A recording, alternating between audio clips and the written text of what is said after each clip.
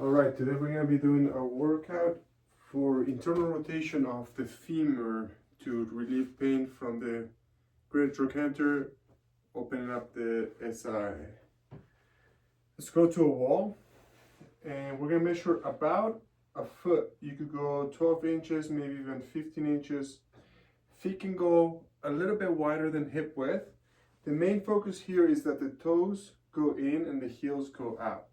Toes in, heels out. You can go at pigeon-toed. Take a few big breaths here. Try to lengthen the spine. Bring your shoulders back. We're going to do a little bit of a tuck here to protect the spine, the lumbar spine, from hyperextension. And we're going to hinge the hips back now. We're looking for hamstring and glutes. You will feel a stretch most likely through the external rotators. Come back up to vertical and straight back. We're not resting the hips on the wall. We're just touching them and coming back up. Shoulders back, chin in, a little bit of a tuck on the tailbone. And just keep working those toes in, heels out. Even a little degree, a small degree of internal rotation will make a big difference back there on the deep six external rotators. We're also working on stretching and loading the glutes. And also trying to find some tension on the hamstrings. One more.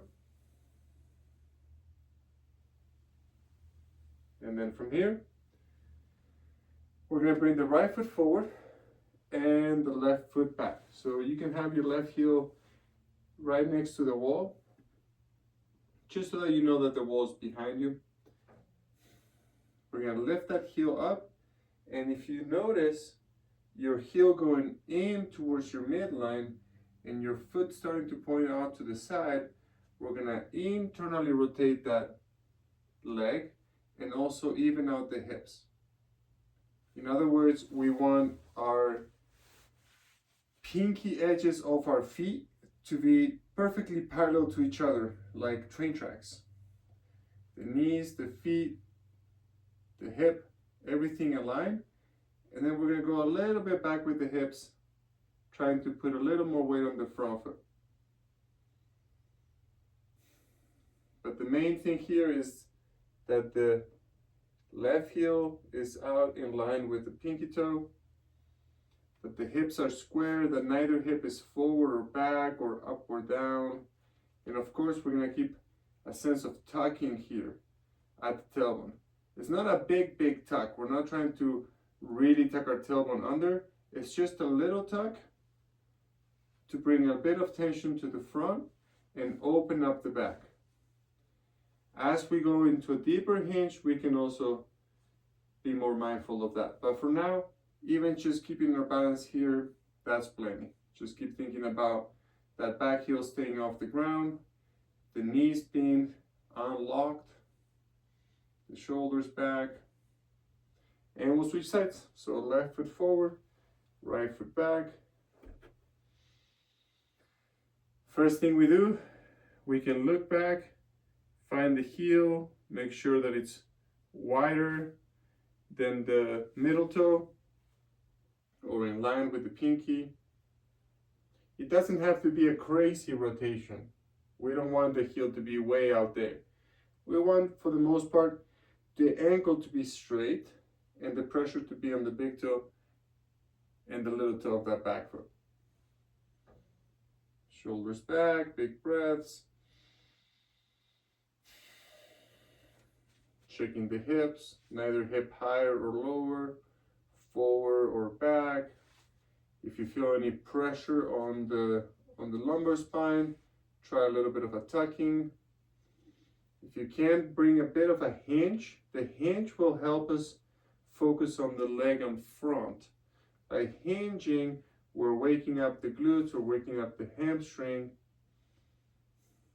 and we're allowing for more activity.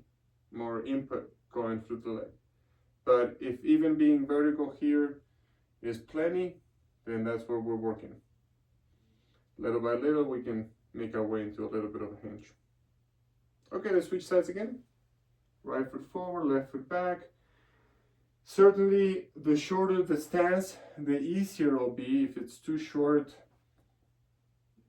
it'll have no purpose. If it's too long, the balance will be off and we won't be able to keep good alignment. So we want to make go as deep as possible into the pose while we can still be on the pose and focus on these key alignment points: the heel, the ankles, the knees, and the hips. From here up, long spine, shoulders back. We can go with arms to the side, palms open, shoulders in external rotation. That way, while we work on the lower body, we can also work on the upper body.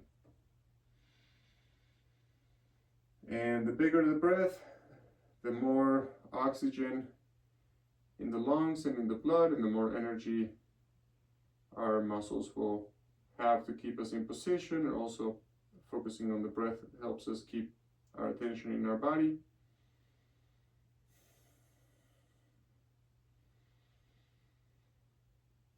Switch sides, and let's do the left foot forward one more time. So again, just find an effective length.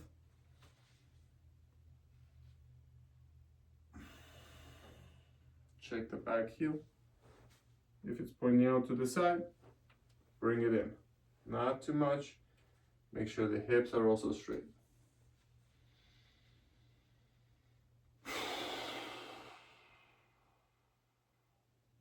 And just looking for a stretch of the external rotators on the left side, as well as engagement of the left glutes.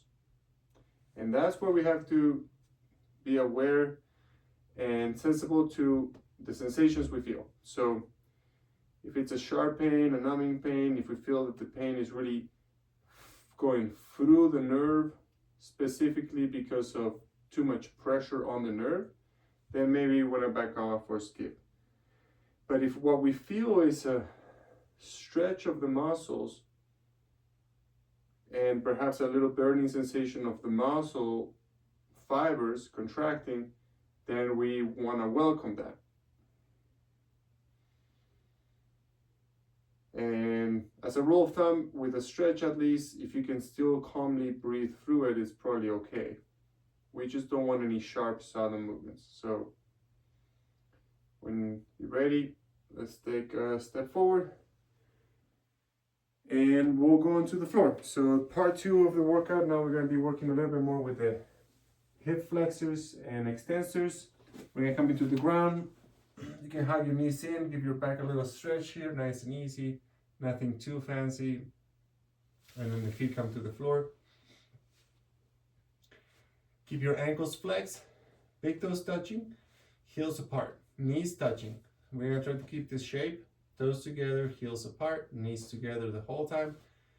A few times we have tuck the tailbone, engage the front, opening the back, and then tilt. We call this anterior tilt. There's a little arch, there's a little space underneath the low back. We tuck. Now that space is gone, we're pressing the spine down to the ground, engaging the abdominals and little hip flexors. Inhale, arch, tilt. Exhale, tuck. Yep, just a few times to get a sense of that range of motion. And then let's keep the tuck, let's keep the engagement on the front, and we're going to play a little bit with pronation and supination of the ankles. So instead of pointing our toes forward, we're going to flex the ankles, dorsiflexion, and then pronate, meaning our heels are on the ground, slightly away from each other, and we're trying to get our pinky toe towards our knee. Supination is the opposite. We get our big toes to be closer to our knee. So let's just move through that a few times. Pronate, supinate, pronate, supinate.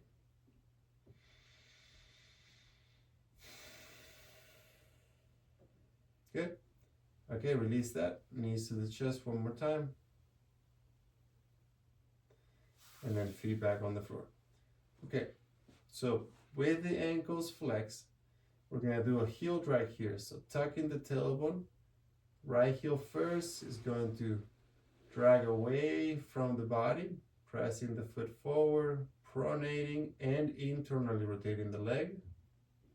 And then slowly dragging that heel back with no weight on the floor, just hovering over, tucking the tailbone, and then switching sides. So barely touching the ground, leg goes straight, knee locks a little bit, foot pronates, leg internally rotates, tailbone tucks, and then we drag it back, and we want the knees to stay close to the midline the whole time. Right side.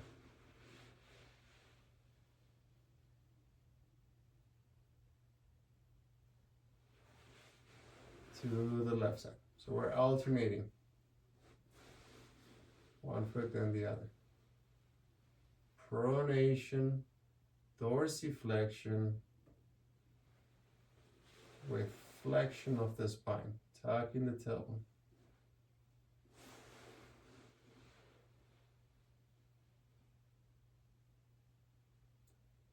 Leg rolling in. Pronators contracting. You really feel like your shin muscles and your outer shin muscles are really engaging here. Do it one more time on each side.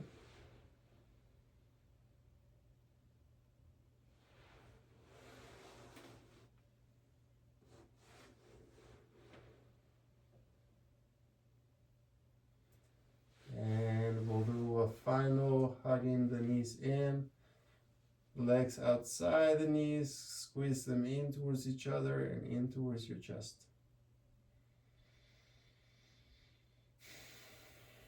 And then slowly release.